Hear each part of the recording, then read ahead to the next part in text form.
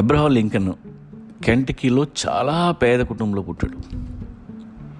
డబ్బులు లేక కేవలం 1 సంవత్సరం స్కూల్కి వెళ్ళాడంట.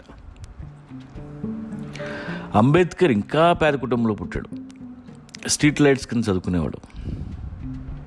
స్టీవ్ జాబ్స్కి తినడానికి తిండి లేక రోజు నడుచుకుంటూ వెళ్ళి హరే రామ హరే కృష్ణలో తినేవాడు. మనందరికీ ఇలాంటి స్ట్రగ్లింగ్ డేస్ ఉంటాయి. గుర్తొచ్చినప్పుడు కన్నీళ్ళు కూడా వస్తాయి. అవి తలుచుకుంటే చాలా బాధ అనిపిస్తుంది. మనకి ఎప్పుడు సక్సెస్ వస్తుందా అని ఎదురు చూస్తుంటాం.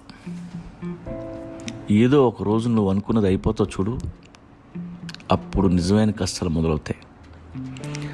సక్సెస్ వచ్చినాకే అసలైన స్ట్రగ్లింగ్ డేస్ మొదలవుతాయి. ఎంప్లాయీగా ఉన్నప్పుడు హ్యాపీ, కంపెనీ పెట్టి చూడు, డోలు తీరిపోద్ది.